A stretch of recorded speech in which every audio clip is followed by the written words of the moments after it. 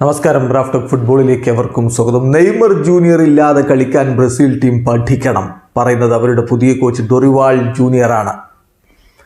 തീർച്ചയായിട്ടും Dorival junior പരിശീലകനായതിനു ശേഷം മാധ്യമപ്രവർത്തകരെ കണ്ടപ്പോൾ നെയ്മറെക്കുറിച്ച് ചില ചോദ്യങ്ങൾ വരുന്നുണ്ട്. ആ ചോദ്യത്തിൻ്റെ കൂട്ടത്തിൽ അദ്ദേഹം പറയുന്ന മറുപടിയാണിത്.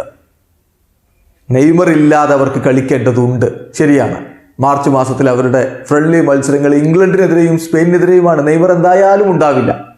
നെയ്മർ ഇല്ലാതെ കളിക്കാൻ പഠിക്കണമെന്ന് അദ്ദേഹം പറഞ്ഞത് നെയ്മറുടെ ഇഞ്ചുറിയുടെ ഈ ഒരു ഘട്ടത്തിലാണ്. അതേസമയം നെയ്മർ ലോകത്തെ ഏറ്റവും മികച്ച 3 താരങ്ങളിൽ ഒരാളാണ്. അത്തരമൊരു താരത്തെ ടീമിലുണ്ട്, അത്തരമൊരു താരം ടീമിലുണ്ട് എന്നുള്ളത് എൻജോയ് ചെയ്ത് മുന്നോട്ട് പോവുകയാണ് വേണ്ടത് എന്നുകൂടി ഡൊറിവാൾ ജൂനിയർ പറഞ്ഞു വെക്കുന്നുണ്ട്. അദ്ദേഹത്തിൻ്റെ വാക്കുകളിലേക്ക് പോവുകയാണ്. Brazil have to learn how to play without Neymar.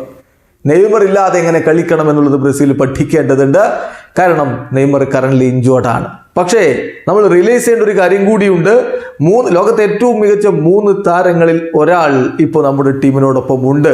So അത് നമ്മൾ എൻജോയ് ചെയ്തേ പറ്റൂ. നെയ്മർ ജൂനിയറുടെ സാന്നിധ്യം അദ്ദേഹം കളിക്കാൻ എത്തുമ്പോൾ നമ്മളത് എൻജോയ് ചെയ്തേ പറ്റൂ.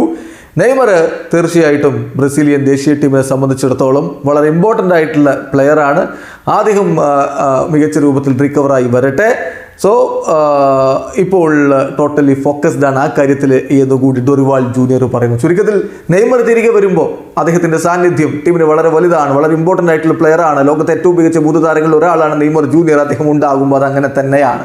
പക്ഷേ നെയ്മർ ഇല്ലാതെയും കളിക്കാൻ ബ്രസീൽ ടീം പഠിക്കണം. കാരണം ഇപ്പോൾ നെയ്മർ ഇഞ്ചോർഡാണ്. സുപ്രധാനമായ ടീമുകൾക്കെതിരെയുള്ള മത്സരങ്ങൾ വരികയുമാണ്. വീഡിയോ അവസാനിക്കുന്ന ഫുട്ബോൾ ലോകത്തെ കൂടുതൽ വിശേഷങ്ങളുമായി റാഫ്റ്റ് വീണ്ടും എത്താം.